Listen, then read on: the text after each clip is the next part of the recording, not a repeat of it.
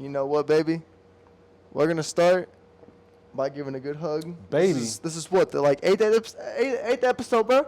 If you call me baby, I would. I'll call you Samantha anytime I want.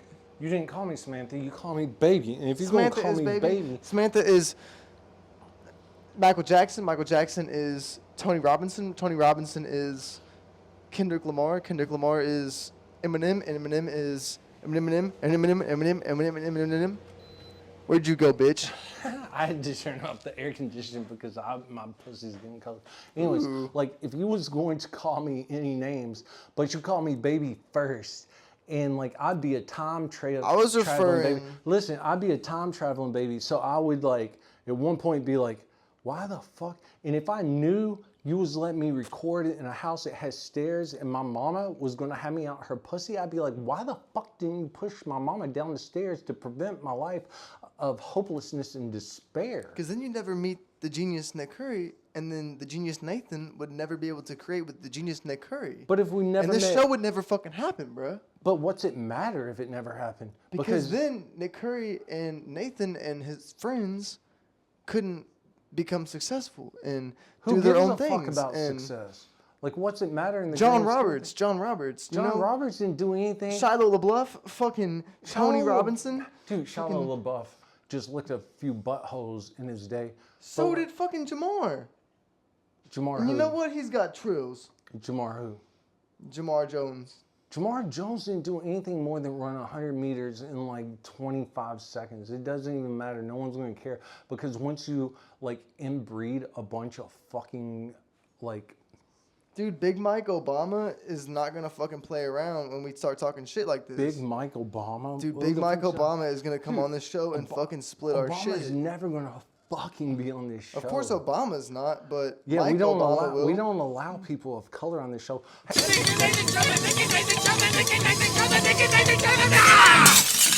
Hey, our next guest is Joseph Drake.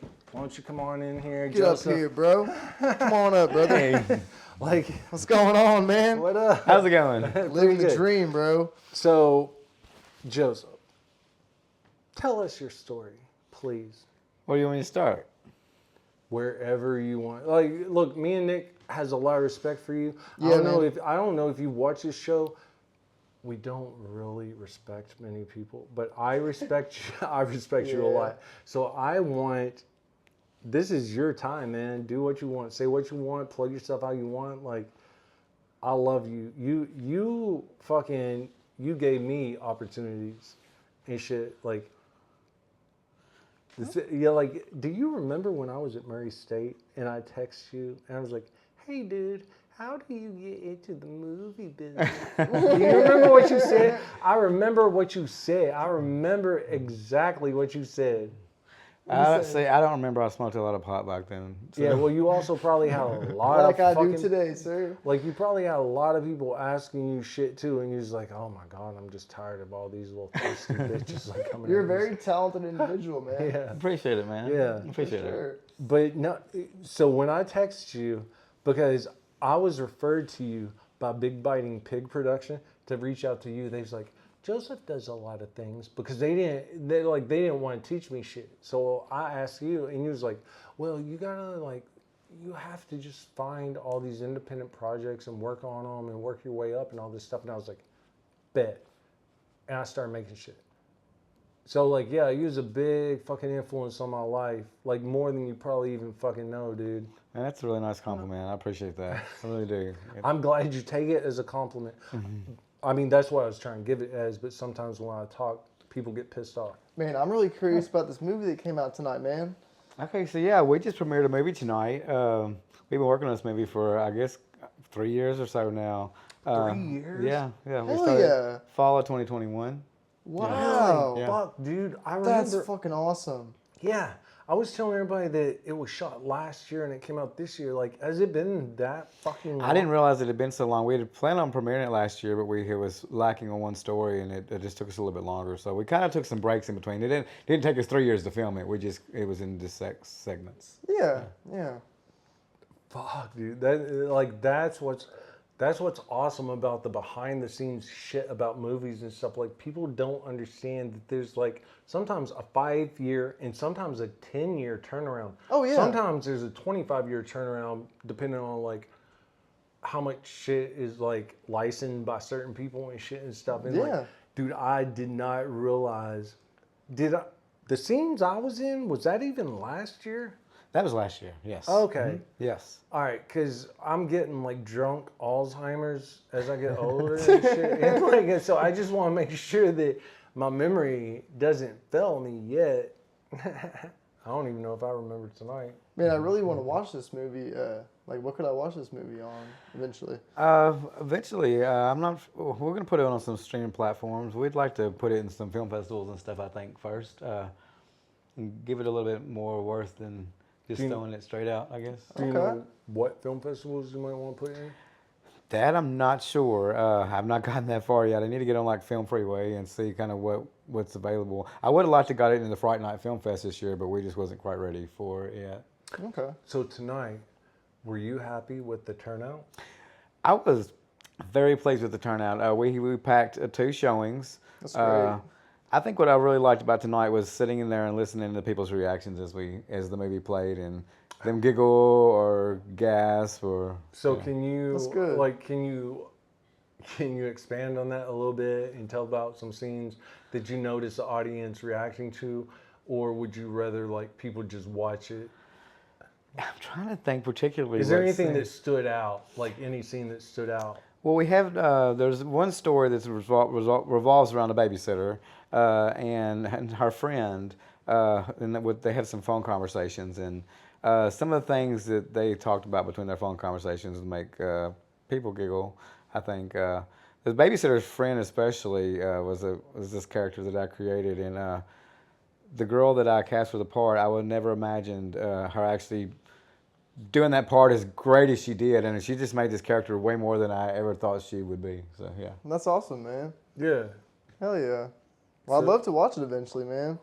For sure. your part, you was amazing in the film. You really brought a appreciate lot that. of freaking life to this character, and I appreciate that. Like, you don't, I mean, like if you actually think that that's cool, but no, like, you did seriously. Yeah, That's awesome, man. you Hell never yeah. you never disappoint. I've worked with you several times. I want to say like at least 3. that's I what my know. mom used to say. As she was like tying me to the wall and being like, "Is your dick hard yet?" And I'm like, well, bitch, fucking like fucking came out of you. Like, how can you not know if my dick's hard or not? My mom wasn't always my biggest fan. She was just like looking for, I guess, a little squirt every once in a while, and I was a little squirt that got taped to the wall and fucked. You know what? If I was your mother, I'd be proud of you, Nathan. Why? I never Because. came. You're a great lad. You're a great young lad. A great young lad that doesn't come. You don't Seemed need like to. the only thing she wanted to do is get pregnant. You don't and need I never to. could do that for And her. that the goal in life is to have the bluest, biggest balls you can have by the time you die. Just like, you want like fucking tons of just like built up jizz and stress over the years. Fuck, dude. That's why So when you God. die, it's just like, That's why God made the blue. That's why God made the blue whale. God. It's just boom. Whoever you die in front of is done for like the next 10 years. Whoever of their I life. die in front of. Dude, if you walk in front of somebody with like tons of like just built up stress and cum, and you just like die and release everything in front of them, bro. Because you know when you die, like you release everything. Yeah, but So, what like- if you are that one bitch that just has the shit that comes out the tip of your dick like, bleep? But what if you were just like an old dude walking to the market to buy some asparagus, and like you just got like a ton of jizz blowing all over your back? What are you gonna do about that, bro? I'm probably going to go to that shopping center every fucking day. I would call Samuel and be Samuel. like, Samuel who? Samuel, I'm trying to call Jackson. Jackson, I'm trying to call Samuel Lamar. Jackson. Lamar, I'm trying to call. Why are these all black names? I'm trying to call Nathan because he's my friend. I'm not black, but You I don't need like to be- semen. you I don't see need a to be- pattern here. You can be any color to be my friend. You can be any religion to be my friend. You can be from anywhere in the world to be my friend. As long as you're a peaceful, non-violent person, who's trying to like be open-minded and creative, like you can be my friend, dog. I don't give a fuck what you believe in, what you do in your own time, as long as you're a good individual. So we can You're kiss. welcome. We can kiss the tips of our penises. Dude, we can fucking smack lords all day. You know what I mean? Did you lose your fucking microphone? You fucking dude. Like, you's a wild motherfucker. Let me put this back on. This man hooked it to my dread. I don't know what you're saying, really. But so back to you, Joseph. No, how would you, if you could plug yourself and tell people like how to find you, how to look up your films, how to do things, how like you have taken someone like me that came from the gutters of Kentucky that was just getting fucked in the butt by their dad and their mom with a fucking like dildo and shit. How can you tell other people to get out of that type of situation? I mean, just keep working at it. You know, that's one thing I could say about. One thing I can say, especially about this film, if you go back and watch my previous films, you see a lot of the same actors, and I think I've progressed as a filmmaker, and you'll see the quality of the films. Dude, I 100%, like, without all the jokes and shit, like, I've seen the clips that I saw on fucking Facebook and shit, I was like, dude, this shit, like... My bad, dude. This fucking dread's getting in my fucking throat. But, like, no, like, dude, like, I feel like you came into your game on this one, like, it looks so goddamn good. The shit that I saw, I was like, fuck yeah, dude, Joseph, like... like, but not that I disliked anything else you did, but like this one, the cinematography between this one and everything else you did was so goddamn different. I don't know what you did. Like, I don't know the equipment you fucking upgraded to, the shit you did and stuff, but like, I know the clips I saw, I was like, fuck dude, this should be in a theater. And it was. I think also my cast. I think I worked with a lot of them in previous films, and I can see improvements of everything that they've done too. Not one really let me down this time, and which you never do. Well, you don't have to say that about me because I'm sitting here, because I know I probably was like such a big letdown. Like, never. You never let down, man. Whatever, dude. Like, don't you try to butter my butthole because like I will not rent a hotel room tonight to get fucked in my butt by a director that could put me in another movie. Hey. Oh, you don't have to rent a room. There's one room next door. Yeah. Dude, this shit's and there's garlic in the fridge, brother. Garlic and butter, baby. We can't fuck here because I told him and his girlfriend they can fuck here. She's pregnant and she's got a real sensitive and tight pussy, so like he needs that shit. I don't, but You don't? I don't need sex in general.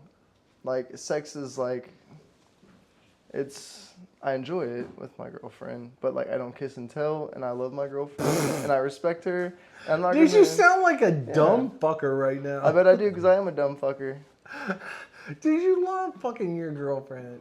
Yeah, because I love her. I love watching her. the videos you bring to work and show me. What? If you like this shit, hit like and subscribe. This episode is cool. Hey, look Joseph up, man. Like, his shit's good. Like, there'll be links in it. All right, peace. You cool with it? Yes, Okay. I'm good with that. I'm trying.